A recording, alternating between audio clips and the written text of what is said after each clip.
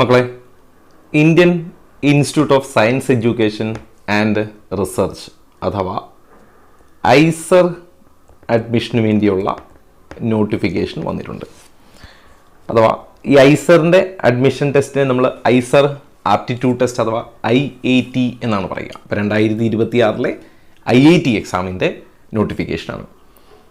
അപ്പോൾ എത്ര ഐസർ ഉണ്ടെന്ന് ചോദിച്ചാൽ 7 ഐസറാണ്. ബെറാംപൂർ ഐസറുണ്ട്, ഭോപ്പാൽ, കൊൽക്കത്ത, മൊഹാലി, പൂനെ, തിരുവനന്തപുരം, തിരുപ്പതി. ഇങ്ങനെ 7 ഐസറിലേക്കാണ് ഈ അഡ്മിഷൻ അല്ലെങ്കിൽ ഐസർ ആപ്റ്റിറ്റ്യൂഡ് ടെസ്റ്റ് കൊണ്ട് അഡ്മിഷൻ നടത്തുക. ഇതിൽ പ്രധാനമായിട്ട് ഐസർ ആപ്റ്റിറ്റ്യൂഡ് ടെസ്റ്റ് കൊണ്ട് നടത്തുന്ന കോഴ്സുകൾ ഏതൊക്കെയാണെന്ന് ചോദിച്ചാൽ 5 വർഷത്തെ BSMS ഡ്യുവൽ ഡിഗ്രി പ്രോഗ്രാം. ഇത് bachelor of science and master of science degree PG രണ്ടും കൂടെ ചേർന്ന് 5 വർഷത്തെ പ്രോഗ്രാമും, അതേപോലെ 4 വർഷത്തെ BS ആൻഡ് BTech ഡിഗ്രി, ഇത് ഡിഗ്രി മാത്രമാണ്, 4 വർഷത്തെ ഡിഗ്രി പ്രോഗ്രാമുകൾക്കുമുള്ള ആപ്ലിക്കേഷനാണിത്, അല്ലെങ്കിൽ അതിനുള്ള എക്സാമാണ് IAT. അപ്പോൾ ശ്രദ്ധിക്കുക, ഐസർ ആപ്റ്റിറ്റ്യൂഡ് ടെസ്റ്റ് വഴി മാത്രമാണ് ഇനി ഇവിടുന്ന് അങ്ങോട്ട് ഞാൻ പറയുന്ന ഇത്രയും പ്രോഗ്രാമുകളുടെ അഡ്മിഷൻ. ഏതൊക്കെയാണ്? 5 year BSMS dual degree programme for science students in all IISER. ഈ 7 ഐസറുകളിലും, ഞാൻ മുമ്പ് പറഞ്ഞ 7 ഐസറുകളിലെയും 5 വർഷത്തെ BSMS ഡ്യുവൽ ഡിഗ്രി പ്രോഗ്രാം ഒക്കെ, അല്ലെങ്കിൽ ഇത് മുഴുവൻ എങ്ങനെയാണ് ഐസർ ആപ്റ്റിറ്റ്യൂഡ് ടെസ്റ്റ് ക്വാളിഫൈ ചെയ്താലേ പറ്റൂ. അതേപോലെ 5 year BSMS dual degree programme in computational and data science. ഇതെവിടെയാണ്? ഐസർ കൊൽക്കത്തയിലാണ്. ഇനി 4 വർഷത്തെ BS degree programme in economic science, ഇതെവിടെയാണ്? ഐസർ ഭോപ്പാലിൽ. അതുപോലെ ഐസർ തിരുപ്പതിയിലുള്ള 4 വർഷത്തെ BS degree programme in economic and statistical science. അതുപോലെ 4 വർഷത്തെ BTech in chemical engineering, data science and engineering, electrical engineering and computer science, ഇതൊക്കെ എവിടെയാണ്? ഐസർ ഭോപ്പാലിൽ.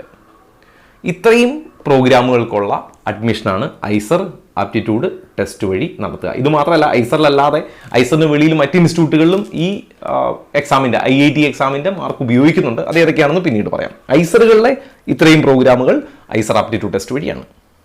ഇനി അതിലെ എലിജിബിലിറ്റി നോക്കുക. ഇന്ത്യൻ നാഷണൽസ് ആയിരിക്കണം. ഇനി അതല്ല, ഫോറിൻ നാഷണൽസിനും അല്ലെങ്കിൽ OCI കാർഡുള്ളവർക്കും ഒക്കെ അപ്ലൈ ചെയ്യാം.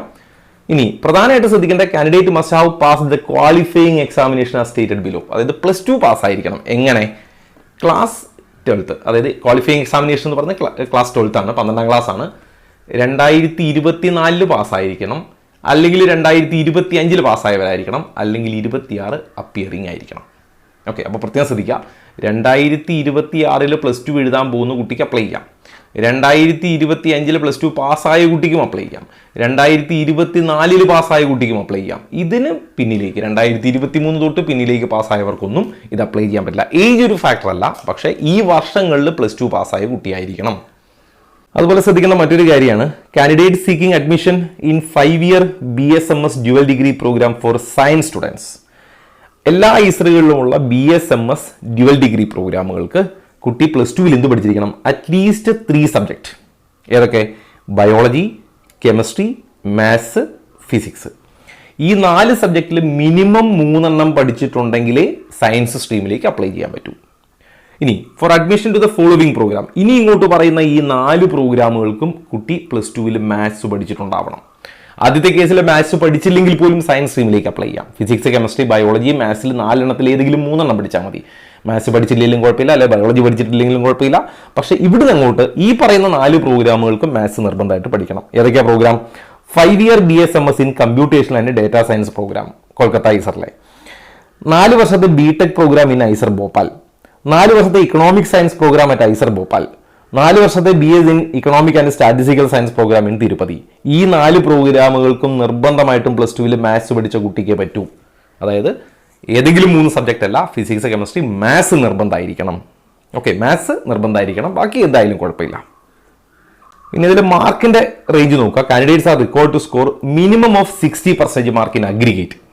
ഓക്കെ, അതായത് ആകെ +2 ആകെ 60%. അഗ്രിഗേറ്റ് മാർക്കാണ്, ഇൻഡിവിജ്വൽ അല്ല. അഗ്രിഗേറ്റ് മാർക്ക് 60% ഉണ്ടായിരിക്കണം +2. എന്നാൽ SC അല്ലെങ്കിൽ ST ഫിസിക്കൽ ഡിസബിലിറ്റിയിലുള്ള കുട്ടികളൊക്കെ ആണെങ്കിൽ 55%, 5 മാർക്കിൻ്റെ അല്ലെങ്കിൽ 5% മാർക്കിൻ്റെ റിലാക്സേഷൻ ഉണ്ട്, 55% മാർക്ക് വാങ്ങിയാൽ മതി. ഇനി ഈ ഐസറുകളിലേക്ക് എങ്ങനെയാണ് അഡ്മിഷൻ എന്ന് ചോദിച്ചാൽ, പ്രൊസീജിയർ ഓഫ് അഡ്മിഷൻ എന്താണ്? ഐസർ ആപ്റ്റിറ്റ്യൂഡ് ടെസ്റ്റ് നിർബന്ധമായിട്ടും ക്വാളിഫൈ ചെയ്തിരിക്കണം, പാസ്സായിരിക്കണം. ഉണ്ട്. അപ്ലൈ ചെയ്യുമ്പോൾ ഇതിൽ ഓൺലൈനായിട്ട് നിങ്ങൾ അപ്ലിക്കേഷൻ കൊടുക്കണം. അപ്ലൈ ചെയ്യാൻ നേരത്ത് നിങ്ങൾക്ക് വാലിഡ് ഇമെയിൽ അഡ്രസ്സ് ഉണ്ടാവണം. നിങ്ങളുടെ ഒരു വാലിഡ് ഇമെയിൽ അഡ്രസ്സും നിങ്ങളുടെ മൊബൈൽ നമ്പർ ഉപയോഗിച്ചിട്ടാണ് രജിസ്റ്റർ ചെയ്യേണ്ടത്. നിങ്ങൾ മുമ്പ് JEE ചെയ്ത പോലെ, നീറ്റ് ചെയ്ത പോലെ അതിലേക്കാണ് ബാക്കിയുള്ള കമ്മ്യൂണിക്കേഷൻസ് ഒക്കെ വരിക. അതുണ്ടാവണം. ഡോക്യുമെൻറ്റുകൾ ഏതൊക്കെയാണെന്ന് ഞാൻ ഈ വീഡിയോയുടെ എൻഡിൽ പറയാം. ഇനി കൃത്യമായിട്ട് നിങ്ങൾ നിങ്ങളുടെ ആപ്ലിക്കേഷൻ കംപ്ലീറ്റ് ചെയ്തതിന് ശേഷം, ആപ്ലിക്കേഷനൊക്കെ കംപ്ലീറ്റ് ചെയ്തതിന് ശേഷം നിങ്ങൾക്ക് അഡ്മിറ്റ് കാർഡ് വരും. അഡ്മിറ്റ് കാർഡ് വന്നതിന് ശേഷം നിങ്ങൾ ആ എക്സാം എഴുതണം. ഒരു കമ്പ്യൂട്ടർ ബേസ്ഡ് ഐസർ ആപ്റ്റിറ്റ്യൂഡാണ്.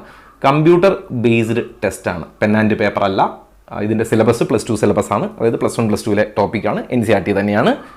ദെൻ ഇതിൻ്റെ എക്സാം നോക്കുക. IIT 2026 എക്സാം രാവിലെ 9 മണിക്കായിരിക്കും. ജൂൺ 7-ാം തീയതിയാണ് എക്സാം. അക്രോസ് ഇന്ത്യയിൽ ഒരുപാട് സെൻറ്ററുകളിലുണ്ട്. സെൻറ്ററുകൾ ഏതൊക്കെയാണെന്ന് അവർ ഡിക്ലെയർ ചെയ്തിട്ടില്ല. പക്ഷേ നിങ്ങൾക്ക് അപ്ലൈ ചെയ്യുമ്പോൾ മിനിമം 8 സെൻറ്റർ നിങ്ങൾക്ക് അതിനകത്ത് ഓപ്ഷൻസ് വയ്ക്കാം. ഇനി റിസർവേഷൻ ഡീറ്റെയിൽസ് നോക്കുക. ടോട്ടൽ സീറ്റുകളുടെ 15% SC കാൻഡിഡേറ്റിനാണ്. ടോട്ടൽ സീറ്റുകളുടെ 7.5% ST കാൻഡിഡേറ്റിനാണ്. OBC NCL കാറ്റഗറിക്ക് 27% seat reservation ഉണ്ട്. അതുപോലെ ഫിസിക്കൽ ഡിസബിലിറ്റി ഉള്ള കുട്ടികൾക്ക് അതത് കാറ്റഗറിയിൽ 5% സീറ്റ് മാറ്റി വെച്ചിട്ടുണ്ട്. അതുപോലെ EWS കാറ്റഗറിക്ക് 10% സീറ്റും റിസർവ്ഡ് ആണ്. ഇനി ആപ്ലിക്കേഷൻ്റെ ഡീറ്റെയിൽ നോക്കാം. നിങ്ങൾ അപ്ലൈ ചെയ്യാൻ വേണ്ടി രജിസ്റ്റർ ചെയ്യേണ്ടത് iceradmission.in എന്നുള്ള സൈറ്റിലാണ്. സൈറ്റ് ഞാനിവിടെ ഒരിക്കൽ കൂടി കാണിച്ചേക്കാം, ഒന്ന് ശ്രദ്ധിക്കുക. iceradmission.in എന്നുള്ള സൈറ്റിലാണ് രജിസ്റ്റർ ചെയ്യേണ്ടത്. ഓൺലൈൻ ആപ്ലിക്കേഷൻ മാർച്ച് 5-ാം തീയതി സ്റ്റാർട്ട് ചെയ്തു. എന്നുവരെ ഉണ്ടെന്ന് വെച്ചാൽ ഏപ്രിൽ 13 വരെ നിങ്ങൾക്ക് രജിസ്റ്റർ ചെയ്യാം. ഓക്കെ, ഈ രജിസ്റ്റർ ചെയ്യുന്ന സമയത്ത് നിങ്ങളൊരു ആപ്ലിക്കേഷൻ ഫീ അടയ്ക്കേണ്ടതുണ്ട്. ഈ ഫീ നോൺ റീഫണ്ടബിൾ ആണ്. വൺസ് നിങ്ങൾ ഒരു രജിസ്ട്രേഷൻ ഫീയും നിങ്ങൾക്ക് റീഫണ്ടബിൾ അല്ല. ഇതിന് അഡ്മിഷൻ്റെ സമയത്ത് നിങ്ങൾ കൊടുക്കുന്ന ഫീ മാത്രമാണ് റീഫണ്ടബിൾ. ഈ രജിസ്റ്റർ ചെയ്യാൻ കൊടുക്കുന്ന ഫീ ഒന്നും റീഫണ്ടബിൾ അല്ല. ഓക്കെ, അത് ശ്രദ്ധിക്കുക. ഇനി എത്രയാണ് ഫീ എന്ന് ചോദിച്ചാൽ 2000 രൂപയാണ് നിങ്ങൾ അടയ്ക്കേണ്ടത്. ഏത് കാറ്റഗറിക്ക്? ജനറൽ കാറ്റഗറി ആണെങ്കിലും EWS ആണെങ്കിലും OBC ആണെങ്കിലും OBC NCL ആണെങ്കിലും ഒക്കെ 2000 രൂപ. എന്നാൽ നേരെ തിരിച്ച് 1000 രൂപ അടച്ചാൽ മതി. ആര്? Four candidates applying under the disability category. Physical disability ഉള്ള കുട്ടിയാണെങ്കിൽ എത്ര രൂപ അടച്ചാൽ മതി? 1000 രൂപ അടച്ചാൽ മതി. അതുപോലെ SC കാറ്റഗറി, ST കാറ്റഗറി ഒക്കെ 1000 രൂപ അടച്ചാൽ മതി. ബാക്കി എല്ലാവരും ഫിസിക്കൽ ഡിസബിലിറ്റിയും SC STയും ഒഴികെ ജനറൽ, EWS, OBC NCL എല്ലാവരും അടയ്ക്കേണ്ടത് 2000 രൂപയാണ്. ഇനി ഡോക്യുമെന്റ്സ് റിക്വയർഡ് ഫോർ അപ്ലിക്കേഷൻ. അപ്ലിക്കേഷൻ്റെ സമയത്ത് നിങ്ങൾ കൊടുക്കേണ്ട ഡോക്യുമെന്റുകളിൽ ഒന്ന് 10th മാർക്ക് ഷീറ്റ് ഉണ്ടാവണം. അതേപോലെ ക്വാളിഫയിങ് എക്സാമിനേഷൻ്റെ മാർക്ക് ഷീറ്റ് അഥവാ +2ൻ്റെ മാർക്ക് ഷീറ്റ്. ഇത് കിട്ടാത്ത കുട്ടികൾക്ക് അപ്പൻഡിക്സിൽ ഒരു ഫോർമാറ്റ് കൊടുത്തിട്ടുണ്ട്, അനക്സറിൽ ഫോർമാറ്റ് കൊടുത്തിട്ടുണ്ട്. ആ ഫോർമാറ്റിലുള്ള സർട്ടിഫിക്കറ്റ് ഫില്ല് ചെയ്ത് അപ്ലോഡ് ചെയ്താൽ മതി. പിന്നീട് റിസൾട്ട് വരുമ്പോൾ ആ റിസൾട്ട് നിങ്ങൾക്ക് അപ്ലോഡ് ചെയ്യാനുള്ള സമയം പിന്നീട് തരികയും ചെയ്യും. അതുപോലെ EWS കാറ്റഗറി ആണെങ്കിൽ നിങ്ങൾ EWS സർട്ടിഫിക്കറ്റ് അപ്ലോഡ് ചെയ്യേണ്ടതുണ്ട്. EWS സർട്ടിഫിക്കറ്റ് എവിടെ നിന്നാണ് എന്ന് ചോദിച്ചാൽ താലൂക്കിൽ നിന്ന് കിട്ടുന്നതേ പറ്റൂ, വില്ലേജിൽ ഇത് പറ്റൂല. അതേപോലെ OBC NCL കാറ്റഗറി ആണെങ്കിൽ നിങ്ങൾ NCL സർട്ടിഫിക്കറ്റ് അപ്ലോഡ് ചെയ്യണം. NCLലും എവിടെ നിന്ന് തന്നെയാണ്? താലൂക്കിൽ നിന്ന് തന്നെയാണ്. സെൻട്രൽ എഡ്യൂക്കേഷണൽ പർപ്പസിലുള്ളതായിരിക്കണം. സ്റ്റേറ്റിൻ്റേത്, വില്ലേജിൻ്റേതായിരിക്കരുത്. അതായത് നിങ്ങൾ JEEക്കോ നീറ്റിനോ ഒക്കെ കൊടുത്ത അതേ സർട്ടിഫിക്കറ്റ് നിങ്ങൾക്ക് വേണമെങ്കിൽ ഇവിടെ ഉപയോഗിക്കാം. അതിൻ്റെയും ഫോർമാറ്റ് നിങ്ങൾക്ക് ഇതിൻ്റെ അനക്സറിലുണ്ട്. നിങ്ങൾക്ക് വേണമെങ്കിൽ അത് ഡൗൺലോഡ് ചെയ്ത് അത് ഫില്ല് ചെയ്ത് വാങ്ങാം. അല്ലെങ്കിൽ നിങ്ങൾക്ക് ഓൺലൈനായിട്ട് കിട്ടിയതാണെങ്കിൽ കൂടി ഉപയോഗിക്കുന്നതിൽ തെറ്റില്ല. അതുപോലെ SC ST കാറ്റഗറിയിൽപ്പെട്ട കുട്ടികളാണെങ്കിൽ നിങ്ങളുടെ കാറ്റഗറി സർട്ടിഫിക്കറ്റ്, കമ്മ്യൂണിറ്റി സർട്ടിഫിക്കറ്റ്, ഈ കാറ്റഗറിയിൽപ്പെട്ടവർ മാത്രം എന്ത് ചെയ്യുക? നിങ്ങളുടെ കമ്മ്യൂണിറ്റി സർട്ടിഫിക്കറ്റാണ് അപ്ലോഡ് ചെയ്യേണ്ടത്. കമ്മ്യൂണിറ്റി സർട്ടിഫിക്കറ്റും എവിടെ നിന്ന് കിട്ടുന്നതാണ്? താലൂക്കിൽ നിന്നുള്ളതായിരിക്കണം, വില്ലേജിലേതായിരിക്കരുത്. താലൂക്കിൽ നിന്നുള്ള കമ്മ്യൂണിറ്റി സർട്ടിഫിക്കറ്റ് നിങ്ങൾക്ക് അപ്ലോഡ് ചെയ്യാം. ഇനി അതേപോലെ അപ്ലിക്കേഷൻ്റെ സമയത്ത് നിങ്ങൾ നിങ്ങളുടെ ഫോട്ടോഗ്രാഫ് അപ്ലോഡ് ചെയ്യണം. ഒരു 200 KB കൂടാൻ പാടില്ല. സിഗ്നേച്ചർ അപ്ലോഡ് ചെയ്യണം. 200 KB കൂടാൻ പാടില്ല. ഒരു ID പ്രൂഫിന് നിങ്ങൾക്ക് ആധാർ ഉപയോഗിക്കാം, പാൻ കാർഡ് ഉപയോഗിക്കാം. അത് 200 KB to 1 MB വരെ പോവാം. കാസ്റ്റ് സർട്ടിഫിക്കറ്റ് നേരത്തെ പറഞ്ഞ പോലെ നിങ്ങളുടെ റിസർവേഷൻ സർട്ടിഫിക്കറ്റുകൾ, അത് SC ST കാൻഡിഡേറ്റ് ആണെങ്കിൽ അങ്ങനെ, OBC ആണെങ്കിൽ NCL, EWS കാരുണ്ടെങ്കിൽ EWS സർട്ടിഫിക്കറ്റ്, അല്ലാത്തവരൊന്നും അപ്ലോഡ് ചെയ്യേണ്ടതില്ല. ജനറൽ കാറ്റഗറിക്ക് 10th മാർക്ക് ഷീറ്റ് അപ്ലോഡ് ചെയ്യണം. 200 to 1 MB ആണ് size. 12th mark sheet upload ചെയ്യണം. ഫിസിക്കൽ ഡിസബിലിറ്റി ഉള്ള കുട്ടികളാണെങ്കിൽ അതിൻ്റെ സർട്ടിഫിക്കറ്റ്. ഇതൊക്കെ അനക്സറിൽ നിങ്ങൾക്ക് അവൈലബിൾ ആണ്. ഇതിൻ്റെയൊക്കെ ഫോർമാറ്റ് വേണമെങ്കിൽ ഫില്ല് ചെയ്ത് വാങ്ങാം. അപ്പോൾ അങ്ങനെ മറ്റ് ഫോമുകൾ എന്തെങ്കിലുമൊക്കെ റിസർവേഷൻ ചെയ്തിട്ടുണ്ടെങ്കിലൊക്കെ ഈ 200 to 1 MB നിൽക്കണം എല്ലാ ഡോക്യുമെൻറ്റുകളും. ഇനി നിങ്ങളതിൻ്റെ സീറ്റ് മാട്രിക്സ് നോക്കാം. ഈ BSMS പ്രോഗ്രാം, നമ്മൾ നേരത്തെ പറഞ്ഞ 5 വർഷത്തെ BSMS പ്രോഗ്രാം, ഇതിലെ സീറ്റ് നോക്കുക. ബെറാംപൂരിൽ 300 സീറ്റാണുള്ളത്, ഭോപ്പാലിൽ 300 സീറ്റ്, കൊൽക്കത്തയിൽ 280 സീറ്റ്, ഐസർ കൊൽക്കത്തയിൽ BSMS in computation and data സയൻസിന് 30 സീറ്റ്, മൊഹാലിയിൽ 275 സീറ്റ്, പൂനെയിൽ 288 സീറ്റ്, തിരുവനന്തപുരത്ത് 320 സീറ്റ്, തിരുപ്പതിയിൽ 250 സീറ്റ്. അങ്ങനെ 2043 സീറ്റാണ് BSMS പ്രോഗ്രാമുകൾക്കുള്ളത്. എന്നാൽ നേരെ തിരിച്ച് BTech പ്രോഗ്രാമുകൾക്ക് ഈ ഐസർ ഭോപ്പാലിൽ കെമിക്കൽ എഞ്ചിനീയറിംഗിന് 40 സീറ്റ്, ഐസർ ഭോപ്പാലിൽ data science and engineering BTech കോഴ്സിന് 80 സീറ്റ്, ഐസർ ഭോപ്പാലിൽ BTech in electrical engineering and computer സയൻസിന് 75 സീറ്റ്, ഐസർ ഭോപ്പാലിലെ BS ഇൻ ഇക്കണോമിക് സയൻസിന് 55 സീറ്റ്, ഐസർ തിരുപ്പതിയിലെ ഇക്കണോമിക് ആൻഡ് സ്റ്റാറ്റിസ്റ്റിക്കൽ സയൻസിന് 50 സീറ്റ്. അങ്ങനെ ആകെ 300 സീറ്റാണുള്ളത്. മുമ്പ് പറഞ്ഞതുകൂടാതെ BTech പ്രോഗ്രാമുകൾക്ക് ഈ 300 സീറ്റ് കൂടി അഡീഷണലി വരും. ഞാനതിൽ ഡേറ്റ് ഷെഡ്യൂൾ ഒരിക്കൽ കൂടി ഓർമ്മിപ്പിക്കുന്നു. അപ്ലിക്കേഷൻ സ്റ്റാർട്ട് ചെയ്യുന്നത് മാർച്ച് 5-ാം തീയതിയാണ്. അപ്ലിക്കേഷൻ പോർട്ടൽ ക്ലോസ് ചെയ്യുന്നത് ഏപ്രിൽ 13-ാം തീയതി വരെ ഉണ്ടാവും. ഇനി കറക്ഷൻസിന് ഏപ്രിൽ 16-ാം തീയതി തുടങ്ങി ഏപ്രിൽ 18-ാം തീയതി വരെയുള്ള സമയം നിങ്ങൾക്ക് നിങ്ങളുടെ അപ്ലിക്കേഷനിൽ എന്തെങ്കിലും തിരുത്തുകൾ വന്നിട്ടുണ്ടെങ്കിൽ മാറ്റാൻ സമയം തരും. അഡ്മിറ്റ് കാർഡ് മെയ് 24-ാം തീയതിക്ക് ശേഷം റിലീസ് ചെയ്യും. എക്സാം ജൂൺ 7-ാം തീയതി ആയിരിക്കും. ആൻസർ കീ ജൂൺ 7-ാം തീയതി തന്നെ പബ്ലിഷ് ചെയ്യുമെന്ന് പ്രതീക്ഷിക്കുന്നു. ഇവിടുന്ന് അങ്ങോട്ടുള്ളതൊക്കെ റിസൾട്ട് വന്നതിന് ശേഷമുള്ള പ്രൊസീജിയറാണ്. ഞാൻ അതിൻ്റെ ഡീറ്റെയിൽ പറയുന്നില്ല. നിങ്ങൾക്കിപ്പോൾ ഐസർ ആപ്റ്റിറ്റ്യൂഡ് ടെസ്റ്റ് ഈ 7-ാം തീയതി വരെയുള്ള കാര്യങ്ങളെക്കുറിച്ച് ഇപ്പോൾ വറീഡായാൽ മതി. അതായത് എക്സാം വരെയുള്ള കാര്യങ്ങളെ ഞാൻ ഈ വീഡിയോയിൽ പറയുന്നുള്ളൂ. എക്സാം വന്നതിന് ശേഷം, റിസൾട്ട് വന്നതിന് ശേഷം, അല്ലെങ്കിൽ നിങ്ങളുടെ റാങ്ക് ലിസ്റ്റ് പബ്ലിഷ് ആയതിനു ശേഷം എങ്ങനെയാണ് ഓപ്ഷൻസ് കൊടുക്കേണ്ടത്, ഓപ്ഷൻസ് കൊടുക്കുമ്പോൾ ഫീ അടയ്ക്കേണ്ടത് എങ്ങനെയാണ്, അതിനകത്ത് പാർഷ്യൽ അഡ്മിഷൻ ഫീ എന്നൊക്കെ പറഞ്ഞൊരു പ്രൊസീജിയറുണ്ട്. അങ്ങനെ എങ്ങനെയാണ്, അല്ലെങ്കിൽ അതെങ്ങനെയാണ് അടയ്ക്കേണ്ടത്, അതേപോലെ നിങ്ങൾക്കൊരു കോഴ്സ്, ഫ്ലോട്ട്, ഫ്രീസ് എന്നൊക്കെ പറഞ്ഞ കുറേ ഓപ്ഷൻസ് ഉണ്ട്. ഇതൊക്കെ അഡ്മിഷനുമായിട്ട് ബന്ധപ്പെട്ട കാര്യങ്ങളാണ്. ഇപ്പം നമ്മൾ ശരിക്കും പറഞ്ഞാൽ അഡ്മിഷനുമായിട്ട് ബന്ധപ്പെട്ട കാര്യങ്ങളെക്കുറിച്ച് ശ്രദ്ധിക്കേണ്ടതില്ല. ഇപ്പോൾ എക്സാമിനെ കുറിച്ച് മാത്രം ശ്രദ്ധിക്കുക. എക്സാം കഴിഞ്ഞതിന് ശേഷം അഡ്മിഷൻ്റേത് സെപ്പറേറ്റ് വീഡിയോ ആയിട്ട് ചെയ്യാം. ഇനി ഐസർ ആപ്റ്റിറ്റ്യൂഡ് ടെസ്റ്റ് അഥവാ IIT എന്ന് പറയുന്നത് കമ്പ്യൂട്ടർ ബേസ്ഡ് ടെസ്റ്റാണ്. മുമ്പ് ഞാൻ പറഞ്ഞിരുന്നു. In various centres across India. ഏതൊക്കെ സെൻറ്ററുകളിലാണെന്ന് അവർ ഡിക്ലെയർ ചെയ്തിട്ടില്ല. പക്ഷേ ഇന്ത്യയിലെ ഓൾമോസ്റ്റ് എല്ലാ സെൻറ്ററുകളിലും ഇതിൻ്റെ എക്സാം നടക്കുന്നുണ്ട്. ഈ എക്സാമിന് 60 ക്വസ്റ്റ്യൻ ആണുള്ളത്. 15 ക്വസ്റ്റ്യൻസ് ഫ്രം ഈച്ച് സബ്ജക്റ്റ്. ഓരോ സബ്ജക്റ്റിൽ നിന്നും 15 വീതം. ബയോളജിയിൽ നിന്ന് 15 ക്വസ്റ്റ്യൻ ചോദിക്കും, കെമിസ്ട്രിയിൽ നിന്ന് 15 ക്വസ്റ്റ്യൻ, മാത്സിൽ നിന്ന് 15 ക്വസ്റ്റ്യൻ, ഫിസിക്സിൽ നിന്ന് 15 ക്വസ്റ്റ്യൻ. അങ്ങനെ എല്ലാ സബ്ജക്റ്റിൽ നിന്നും കൂടെ ചേർത്ത് നിങ്ങളുടെ 60 ക്വസ്റ്റ്യൻ ചോദിക്കും. അതിന് 180 മിനിറ്റ് നിങ്ങൾക്ക് സമയവും കിട്ടും. Okay, 60 question 180. അപ്പോൾ ഒരു ചോദ്യം ഉണ്ടാവും, ഇപ്പം ഞാനതിൽ മാത്സ് അറ്റൻഡ് ചെയ്തില്ലെങ്കിൽ എന്താ കുഴപ്പം? അറ്റൻഡ് ചെയ്തില്ലെങ്കിൽ സ്വാഭാവികമായിട്ട് നിങ്ങളുടെ മാർക്ക് കുറയും. ഈ മാർക്കിനനുസരിച്ചാണ് റാങ്ക് ലിസ്റ്റ് പബ്ലിഷ് ചെയ്യുക. അപ്പോൾ നിങ്ങളൊരു സബ്ജക്റ്റ് പറ്റേ വിട്ടാൽ നിങ്ങളുടെ റാങ്ക് അത്രയും താഴേക്ക് പോകും. അതുകൊണ്ട് ശ്രദ്ധിക്കുക, ഈ 60 ക്വസ്റ്റ്യൻ്റെ ബേസിലാണ് എക്സാം, അല്ലെങ്കിൽ 60 ക്വസ്റ്റ്യനാണ് എക്സാമിനുണ്ടാവുക. അതിൽ മാക്സിമം മാർക്ക് കിട്ടുന്നതിനനുസരിച്ച് നല്ല റാങ്ക് കിട്ടുകയും ചെയ്യും. ഓക്കെ, ഇനി ഇതെല്ലാം തന്നെ മൾട്ടിപ്പിൾ ചോയ്സ് ടൈപ്പ് ക്വസ്റ്റ്യൻസ് ആണ്. ഓപ്ഷൻസ് ഉണ്ടാവും, അതിൽ നിന്ന് ചൂസ് ചെയ്താൽ മതി. Each correct answer will be award with 4 mark. Correct ഉത്തരത്തിന് 4 മാർക്കായിരിക്കും. ഇൻകറക്റ്റ് ആണെങ്കിൽ 4-ൽ 1 മാർക്ക് നിങ്ങൾക്ക് നഷ്ടപ്പെടും. നിങ്ങൾ അറ്റൻഡ് ചെയ്തിട്ടില്ലേ, നിങ്ങൾക്ക് അതിനകത്ത് നഷ്ടമൊന്നുമില്ല. ഓക്കെ, അപ്പോൾ മാക്സിമം ഒരു കുട്ടിക്ക് കിട്ടുക 240 മാർക്കാണ്. 60 ക്വസ്റ്റ്യൻ ഉണ്ട്, ഓരോന്നിനും 4 മാർക്ക് വീതം. മാക്സിമം കിട്ടുക 240 ആണ്. ഓക്കെ, ഇതനുസരിച്ചാണ് പിന്നീട് റാങ്ക് ലിസ്റ്റ് പ്രിപ്പയർ ചെയ്യുക. ഓക്കെ അല്ലേ? ഇനി ഇതിൻ്റെ സിലബസ് നിങ്ങൾ ഇത്രയും ശ്രദ്ധിക്കുക. ഇതിൻ്റെ സിലബസ് എന്ന് പറയുന്നത് നിങ്ങൾക്ക് NCERT ഫോളോ ചെയ്താൽ മതി. ഇപ്പോൾ നീറ്റ് പ്രിപ്പയർ ചെയ്യുന്ന കുട്ടി, അല്ലെങ്കിൽ JEE പ്രിപ്പയർ ചെയ്യുന്ന കുട്ടിക്കൊക്കെ അങ്ങനെ തന്നെ. ഇപ്പോൾ JEE പ്രിപ്പയർ ചെയ്യുന്നൊരു കുട്ടി ബയോളജി കൂടി +2-ൽ പഠിച്ച കുട്ടിയാണെങ്കിൽ നിങ്ങൾക്ക് NCERT ബയോളജി തന്നെ നോക്കിയാൽ മതി അഡീഷണലി. അതേപോലെ നീറ്റ് പ്രിപ്പയർ ചെയ്യുന്ന കുട്ടിയാണെങ്കിൽ NCERT മാത്സ് നിങ്ങൾ അഡീഷണലി നോക്കിയാൽ മതി. Question paper will be in English and Hindi. ആകെ 2 ലാംഗ്വേജിൽ നിങ്ങൾക്ക് ക്വസ്റ്റ്യൻ കിട്ടും, ഇംഗ്ലീഷും ഹിന്ദിയും മാത്രം. അത് ബൈലിംഗ്വൽ ആയിട്ട് ഇംഗ്ലീഷ് ആൻഡ് ഹിന്ദി, അല്ലെങ്കിൽ English only. The candidates must read all the instruction provide in the question paper. ഇത് എക്സാമിൻ്റെ സമയത്തുള്ളതാണ്. എക്സാമിൻ്റെ സമയത്ത് ആ ഇൻസ്ട്രക്ഷൻ ഒക്കെ വായിച്ചു, അതൊക്കെ ഇവിടെ നിൽക്കട്ടെ.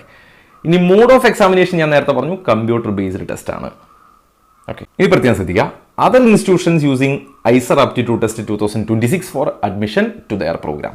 അതായത് IISER aptitude test 2026 rank list ഉപയോഗിച്ച് അഡ്മിഷൻ നടത്തുന്ന മറ്റ് ഇൻസ്റ്റിറ്റ്യൂഷൻസ് ഏതൊക്കെ? മുമ്പ് നമ്മൾ ഐസറിലെ പ്രോഗ്രാമുകൾ ഏതൊക്കെയാണെന്ന് പറഞ്ഞിരുന്നു. ഇനി അതല്ലാതെ മറ്റ് ഇൻസ്റ്റിറ്റ്യൂഷൻസ് ഏതൊക്കെയാണ് എന്നുള്ളതിൻ്റെ ഡീറ്റെയിൽ കൂടി നോക്കാം. ഒന്ന്, 4 year bachelor of science research programme of Indian institute of science Bengaluru. അതായത് IIT ബാംഗ്ലൂരുവിലെ 4 വർഷത്തെ bachelor of science IISER aptitude ടെസ്റ്റിൻ്റെ ബേസിലാണ്. അതേപോലെ 4 വർഷത്തെ 4 year bachelor of science programme of Indian institute of technology Madras IITയിലെ 4 ഇയർ ബാച്ചിലർ ഓഫ് സയൻസ് ഈ IISER aptitude വഴിയാണ്. അതേപോലെ തന്നെ 4 year BS programme on biomedical science and engineering of the Indian institute of IIT ഗുവാഹത്തിയുടെ biomedical science and engineering. അതേപോലെ integrated bachelors masters in science BSMS programme of Indian association of cultivation of science Kolkata, അതുപോലെ 5-year BSMS in chemistry, physics and applied geology programme of the Indian institute of engineering science and technology Shibpur. ഇത്രയും സ്ഥലങ്ങളിൽ കൂടി എന്ത് ചെയ്യുന്നുണ്ട്? IISER aptitude ടെസ്റ്റിൻ്റെ rank list പരിഗണിക്കും. അങ്ങനെ IISER aptitude test ഉപയോഗിച്ച് ഐസറിൻ്റെതല്ലാത്ത പ്രോഗ്രാമുകൾക്ക്, അതായത് നമ്മളിപ്പോൾ പറഞ്ഞ മറ്റ് ഇൻസ്റ്റിറ്റ്യൂട്ടുകളുടെ അഡ്മിഷൻ ശ്രദ്ധിക്കുന്ന കുട്ടികൾ നോക്കുക. നിങ്ങളാകെ 2 കാര്യങ്ങൾ ചെയ്യുക. ഒന്ന്, apply to IISER aptitude test. IISER admission എന്നുള്ള സൈറ്റ് വഴി ഐസർ ആപ്റ്റിറ്റ്യൂഡ് ടെസ്റ്റിന് അപ്ലൈ ചെയ്യുക. അതിനുശേഷം പിന്നീട് എന്ത് ചെയ്യുക? അതത് യൂണിവേഴ്സിറ്റിയിൽ നമ്മൾ മേലെ പറഞ്ഞ ഓരോ ഇൻസ്റ്റിറ്റ്യൂട്ടിൻ്റെയും സൈറ്റ് ഓപ്പൺ ആകുമ്പോൾ അവിടെയും നിങ്ങൾ രജിസ്റ്റർ ചെയ്യണം. അല്ലാതെ ഇത് എഴുതിയത് കൊണ്ട് കോമൺ ആയിട്ട് അലോട്ട്മെന്റ് നടക്കുമെന്നല്ല. അതത് യൂണിവേഴ്സിറ്റികളിൽ അല്ലെങ്കിൽ അതത് ഇൻസ്റ്റിറ്റ്യൂട്ടുകളിൽ നിങ്ങൾ രജിസ്റ്റർ ചെയ്ത് അവിടെ നിങ്ങൾ ഇതിൻ്റെ സ്കോർ കാർഡ് അല്ലെങ്കിൽ ഇതിൻ്റെ റാങ്ക് ലിസ്റ്റ് പിന്നീട് അപ്ലോഡ് ചെയ്യണം. ഇനി ഒരു ഐസർ ആപ്റ്റിറ്റ്യൂഡ് ടെസ്റ്റ് കണ്ടക്ടഡ് എവിടെയൊക്കെയാണ് ഇത് എക്സാം ഉണ്ടാവുക എന്ന് ചോദിച്ചാൽ, it will be conducted in various cities across India. അത് ആ ലിസ്റ്റ് അവർ പബ്ലിഷ് ചെയ്തിട്ടില്ല. പക്ഷെ പറഞ്ഞിട്ടുണ്ട് ചോയ്സസ് ഫോർ 8 പ്രിഫേർഡ് സെൻറ്റേഴ്സ്. ഒരു കുട്ടിക്ക് ഡ്രോപ്പ് ഡൗൺ ബോക്സിൽ നിന്ന് നിങ്ങൾ അപ്ലൈ ചെയ്യുമ്പോൾ സെൻറ്റർ ചോദിക്കുന്നിടത്ത് ഡ്രോപ്പ് ഡൗൺ ബോക്സിൽ നിന്ന് നിങ്ങൾക്ക് ഏകദേശം 8ഓളം സെൻറ്റർ നിങ്ങൾക്ക് ചൂസ് ചെയ്യാവുന്നതാണ് ഈ എക്സാമിന് വേണ്ടി. അപ്പോൾ ഓൾമോസ്റ്റ് ഐസർ ആപ്റ്റിറ്റ്യൂഡ് ടെസ്റ്റ് അഥവാ IIT-യുടെ രജിസ്ട്രേഷനുമായിട്ട് ബന്ധപ്പെട്ട ആ എക്സാമിൻ്റെ രജിസ്ട്രേഷനുമായിട്ട് ബന്ധപ്പെട്ട എല്ലാ കാര്യങ്ങളും പറഞ്ഞിട്ടുണ്ട്. അപ്പോൾ ഞാൻ എക്സാം വരെയുള്ള കാര്യങ്ങളെ പറഞ്ഞിട്ടുള്ളൂ. എക്സാമിനെ കുറിച്ചും ജസ്റ്റ് എക്സാം വരെയുള്ള കാര്യങ്ങൾ മാത്രം, അഡ്മിഷനെ കുറിച്ചൊന്നും പറഞ്ഞിട്ടില്ല. അതൊക്കെ നമ്മൾ പിന്നീട് പറയും. അപ്പോൾ രജിസ്റ്റർ ചെയ്യുന്ന കുട്ടികൾ ശ്രദ്ധിക്കുക, ആർക്കൊക്കെ രജിസ്റ്റർ ചെയ്യാം, എങ്ങനെയാണ് രജിസ്റ്റർ ചെയ്യേണ്ടത്, ഫീ എത്രയാണ്, ഏതാണ് കോഴ്സ് എന്നുള്ളതിൻ്റെ എല്ലാം ഒരു ചുരുക്കം ഞാനിവിടെ പറഞ്ഞിട്ടുണ്ട്. ഇനി ഇതുമായിട്ട് ബന്ധപ്പെട്ട് മറ്റ് അപ്ഡേറ്റുകൾ വരുന്ന മുറയ്ക്ക് ഞാൻ കമ്മ്യൂണിറ്റിയിൽ പോസ്റ്റ് ചെയ്യാം. കമ്മ്യൂണിറ്റിയുടെ ലിങ്ക് ഞാൻ ഇതിൻ്റെ കമൻറ്റ് ബോക്സിൽ പിൻ ചെയ്തിട്ടുണ്ട്. എൻട്രൻസ് സംബന്ധമായ വാർത്തകളും അപ്ഡേഷനുകളും ഏറ്റവും വേഗം ആധികാരികമായി അറിയാൻ സബ്സ്ക്രൈബ് ചെയ്യുക, ബെൽ ഐക്കൺ അമർത്തുക. ഈ വീഡിയോ മറ്റു സുഹൃത്തുക്കളിലേക്കും ഷെയർ ചെയ്ത് നൽകുക.